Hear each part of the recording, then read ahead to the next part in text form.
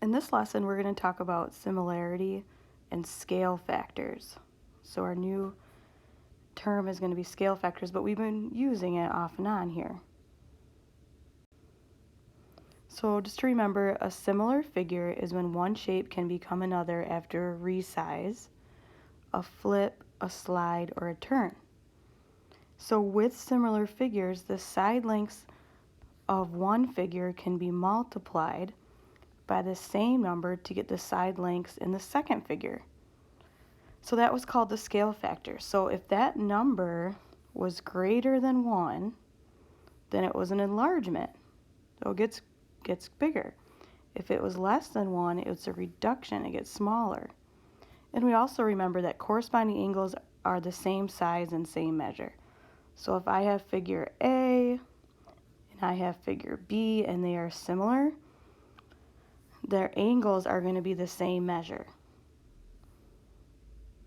And in this case, to go from A to B would be an enlargement, and the scale factor would be greater than 1. And to go from B to A would be a reduction, and the scale factor would be less than 1.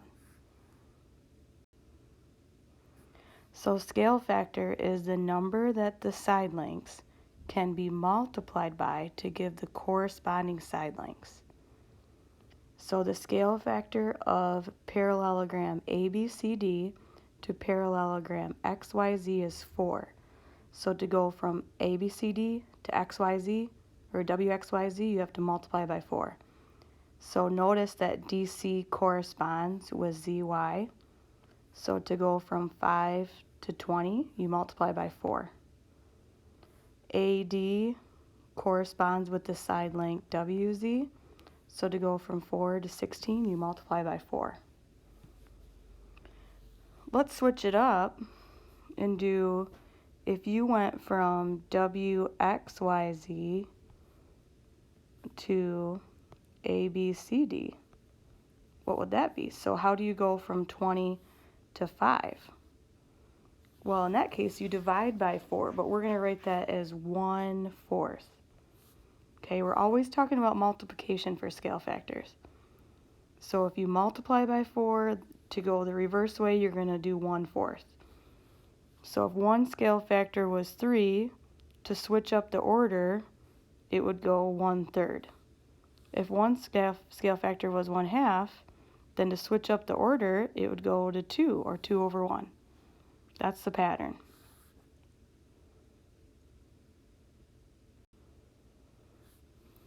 So again, if the scale factor is greater than 1, it is an enlargement or a stretch. If the scale factor is less than 1, it is a shrink.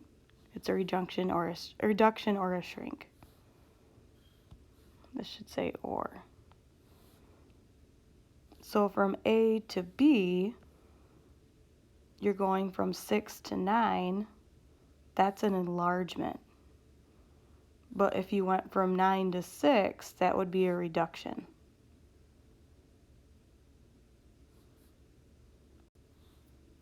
So now we're going to find the scale factor. So order matters. So if you go from A to B, you need, in order to figure out what you're multiplying by, you actually need to divide B divided by A. You need to reverse the order and do division. So I'm going to take a side on B and a corresponding side on A and divide them.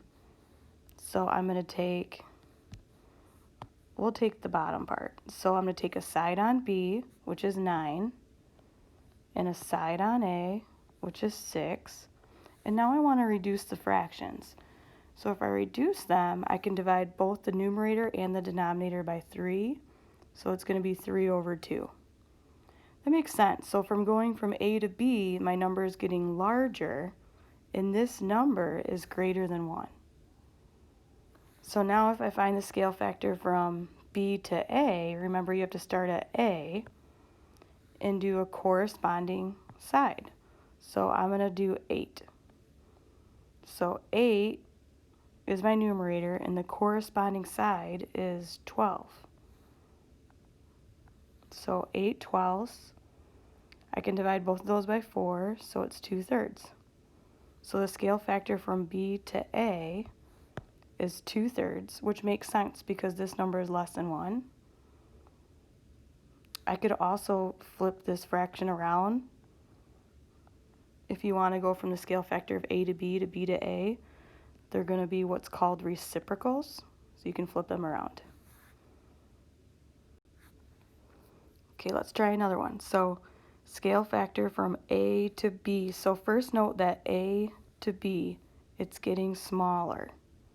Okay, so the answer is going to be less than 1. So I start with the side on B. We'll use the height. So the height is 2. That goes on my numerator. And I'll use the height on A. So 2/4 is 1/2 if I reduce it. So the scale factor from B to A is actually going to be the reciprocal. So I know the answer is 2 because the reciprocal of 1/2 is 2. But I can also do it the other way. So I'll show you the other way. So I start with A. So a part on A is 8. I'll put that in my numerator. And the corresponding part on the other figure is 4. So 8 divided by 4 is 2.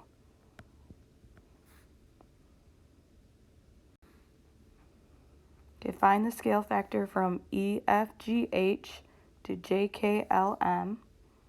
So I'm going to take one part of JKLM, and I'll do the bottom.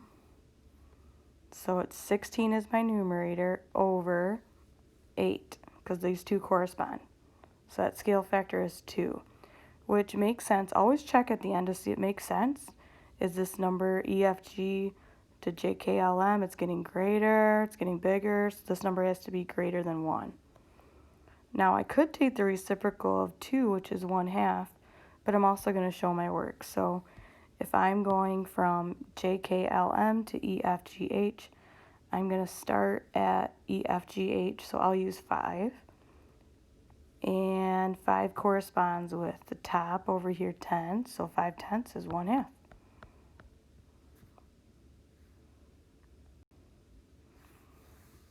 Okay, last one. Find the scale factor from ABC to, we call this A prime, B prime, C prime. So you say the word prime if you see the apostrophe. So A prime, B prime, C prime. So in this case, I don't have distances, but I can use my graph. So I'm going to start with A prime, B prime, C prime distance. I'm going to use horizontal or vertical distances because they're easier to count. So if I'm looking at my graph, I'm going from 6 to 15. So 6 to 15 is 9 units. And then here I'm going from 2 to 5. So that's 3 units. So A prime, B prime, C prime is the bottom 9. So it's 9 over 3, which is 3. Which makes sense because I'm going from a smaller to a larger figure, so it's an enlargement, so my scale factor is greater than 1. Now I could do the reverse. I could go from ABC, which is 3, to A prime, B prime, C prime, which is 9. So that's going to be 1/3, which is the reciprocal of 3.